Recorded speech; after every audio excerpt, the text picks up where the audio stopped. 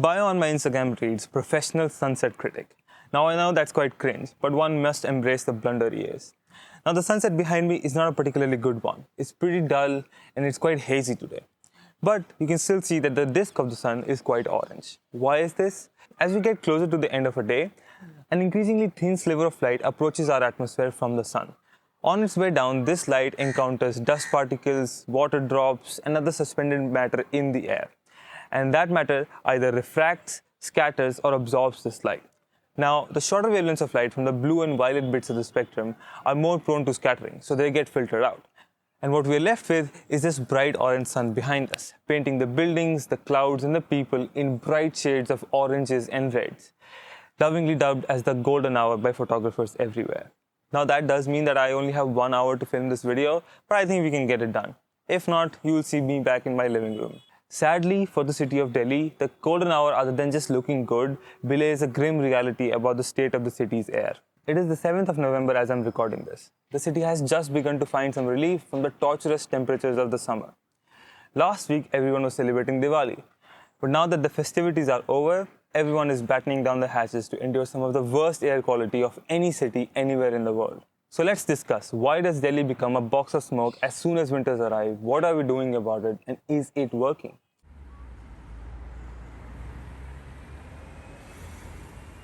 First come the perfect conditions. As the monsoon dies out, the winds die out with it. Without periodic rain to wash out the particulate matter from the air and wind to carry that polluted air away from the city, particulate matter just builds up in the city's air. Then, as November approaches, the temperatures start to drop. The lower temperatures reduce the atmospheric boundary layer height, and it also reduces convection. Convective currents are what mix up the city's air throughout, and without them, the city's air just sits there, trapping pollutants close to the ground. Just with these conditions and no external factors, the city hotboxes itself. Any pollution produced by roads, cars, construction areas, industrial areas, garbage burning would have nowhere to go and would choke the city in its own fumes. That would be bad enough. But the city is also cursed with really unfortunate placement geographically and really coincidental timing culturally. I talked about the winds dying out as winters approach. Whatever little wind is remaining is coming to us from the northwest of Delhi. The region from which a river collects its water is known as its watershed region. And the region from which wind flows into a city is known as its windshed region. And for Delhi, almost all of our windshed region at this time of the year lies in the state of Punjab. On the one hand, it makes things really easy for us because we only have to look at one state to determine what the city's air is going to be like. On the other hand, it makes things much worse because the state happens to be Punjab.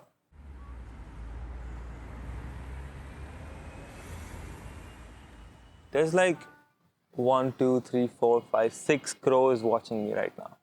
It's a little bit unsettling. The sun was getting too low, it was getting too dark, so we're inside now. We still have a sunset, potentially a better sunset than the one we were having outside. So let's continue inside now.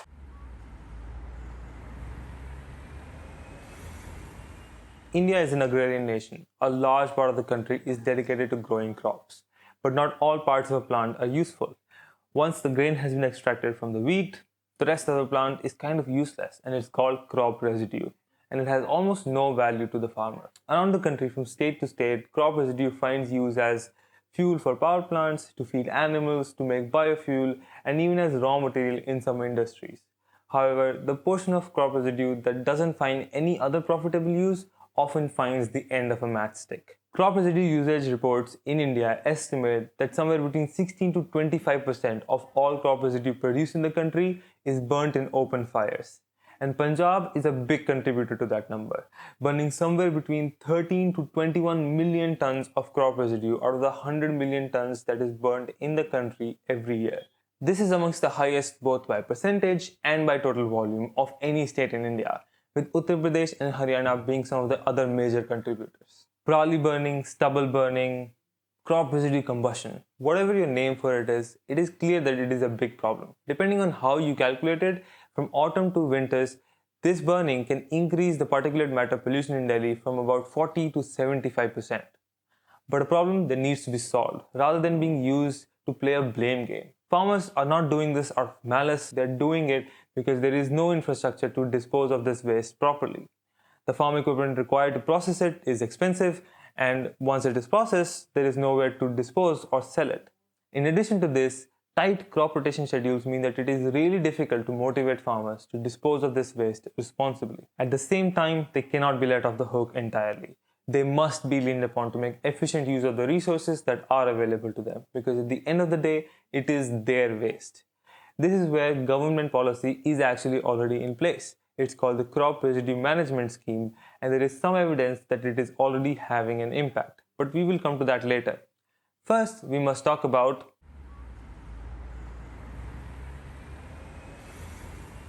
surely we cannot blame farmers for unnecessarily burning their crops when we are burning firecrackers for fun. Unlike the previous topic that was entirely free of controversy, bringing up Diwali firecrackers might land me in some hot waters of misunderstanding. Just look at this Instagram clip that I found the other day. लगभग 2 सालों से रूस और Ukraine की लड़ाई चल रही, मार धड़ाधड़ उधर से हमास मार रहा है 5,000 रॉकेट, कोई प्रदूषण ग्लोबल वार्मिंग नहीं हुआ यहाँ पर, और हमारे यहाँ तो इनसे दिवाली में कुछ हो जाएगा, ग्लोबल वार्मिंग हो गया, ओजोन परत फट गया. It is easy to see why that argument is completely worthless. Unless you think that our festival is comparable with war, terrorism, or humanitarian crisis around the world. But still, keeping that in mind, let's begin with some things that won't get people mad at me. First, firecrackers burnt on Diwali have an extremely short-lived impact on the air of the city. Usually, the air quality index goes back to normal within 2 days, and that includes the firecrackers being burnt before and after Diwali. For example, this study attributes less than 1% of the city's pollution to Diwali firecrackers, which are burning outside right now. Can you hear them? It's perfect. This is exactly what I wanted. Let's wait for them to finish. For example, this study attributes less than 1% of the city's pollution to firecrackers. And this is correct because this study deals with pollution over a whole year. If you look at other studies with shorter time periods of interest, we find that they attribute about a 20 to 100% increase in PM 2.5 levels to firecrackers burnt on Diwali. Once again, it is important to keep in mind that this increase only lasts for 2 days. So, there is an argument to be made that in the grand scheme of things, firecrackers burnt on Diwali do not impact the air of the city in any significant way.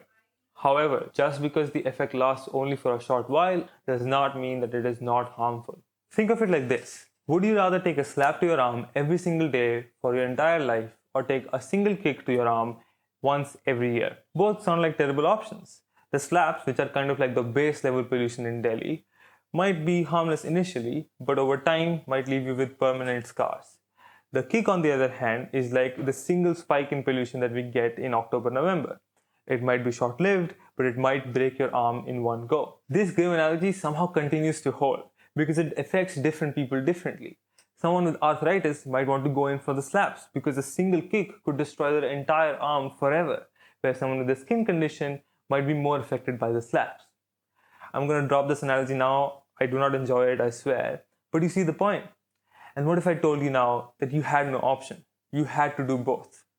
That is the reality of Delhi, a city that is already supposed to have a higher background level of particulate matter pollution with an extensive road network supporting 2 million cars and 5 million two-wheelers with many industrial and construction areas, producing pollution within the confines of the city itself.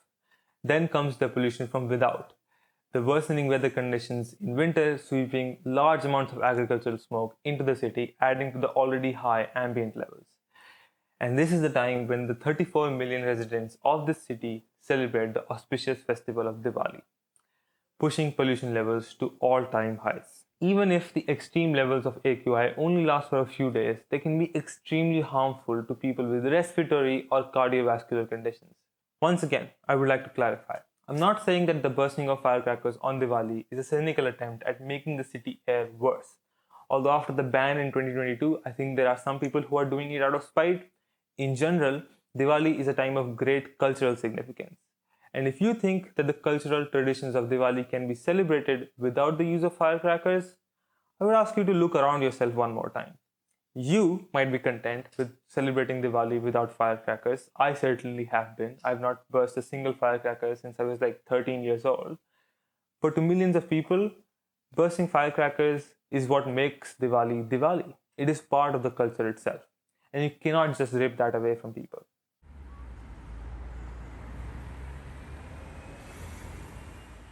Let's begin with pali burning. In 2020, the government laid out a crop residue management scheme. This scheme was then updated in 2023 and most recently in July of 2024. The scheme gives large subsidies to both farmers and industrial operators for the purchase of farm equipment and setting up a processing plant for the crop residue. Slowly but surely, the scheme hopes to build infrastructural capacity for the proper disposal of crop residue. Of course, the different methods of utilization have their own merits and demerits that we could debate upon till the cows come home. But there is no argument to say that any of them are worse than open burning of the crop residue. And there is some evidence that it is already having an effect. So, is it working, or is it just another ghost scheme designed to create the illusion of a solution? While reports and studies about the total efficacy of this scheme will take time to come out, there is already some evidence that it is having an effect, and it makes me so excited about the next few months in Delhi. So, what is this data? First, let's bring up a map of northwest India. Here it is, and here's the state of Punjab. Now we'll plot on this all of the fires observed by the Veer satellite in this region in October 2020. Each one of those red dots is a fire. Now, keep in mind, this is not the actual number of fires. The satellite will have some resolution, and different satellites will produce different results. But it is still useful to compare the situation between years. So, here's the data for November 2020, 2021, 2022, 2023. Notice how the fire doesn't really change. It goes up and down a little bit, but there is still a lot of fire in the state of Punjab. Now, here's the data for October 2024. Already, without any analysis, you can see that the number of fires in Punjab have gone down drastically, while the number of fires in parts of Pakistan remain unchanged. I have now gone through this scientifically, so I'm not going to say that this is definite proof that the policy has worked. However, given the clear weather during October, there is a decent chance that this might be showing real improvements in the amount of agriculture burning happening in Punjab. This is probably the result of a combination of law enforcement measures and the policy actually working. But if this trend is real and holds out into November, then Delhi might be in for slightly better air quality in this winter. And that gets me really excited.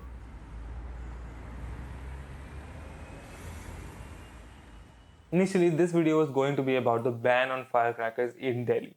It began with a case filed by 4 babies, and that's not an insult, they were actually 4 babies who petitioned the Supreme Court seeking a complete ban on firecrackers in the city. Initially, the Supreme Court put in some half measures, but in 2022, they banned firecrackers completely.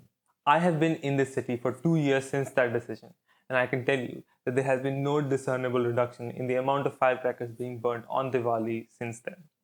Because as discussed previously, I do not think that it is possible or even a good idea to ban all firecrackers. At the same time, I don't really have any alternative ideas to reduce pollution on Diwali. Both because I'm not a policy expert and also because Delhi's situation is really unique. The firecracker industry employs a lot of people and has a lot of money behind it. And at the same time, burning firecrackers is part of the tradition now for Diwali, and asking people to just give that up is going to be really difficult. So maybe for now, we have to accept the spike in pollution around Diwali. Not because it's some minor inconvenience. It is clearly not. It harms a lot of really vulnerable people. And we have to take that seriously. But at the same time, we have to recognize that this is deeply embedded in the culture of millions. And honestly, I think that same culture that brings people together in celebration can be the force that pushes for change. If the air in the city is ever to clear up, I don't think it will be possible through just bans and restrictions. It will have to be because the people want a cleaner city and they find ways to do it. It will not be easy, it will not happen overnight, but real change never does. Until then, we have to focus on other sources of pollution, solving them through changes in policy or technology. So that's it. That's the 2 most controversial sources of air pollution in Delhi dealt with. I'm sure there'll be no more debate or discussion on this ever again.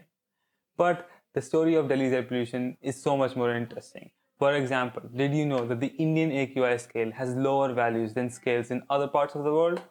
To find out why that is and to learn more about our atmosphere, climate, and environment in general, follow me on this YouTube channel and on my website. Thanks for watching. Bye.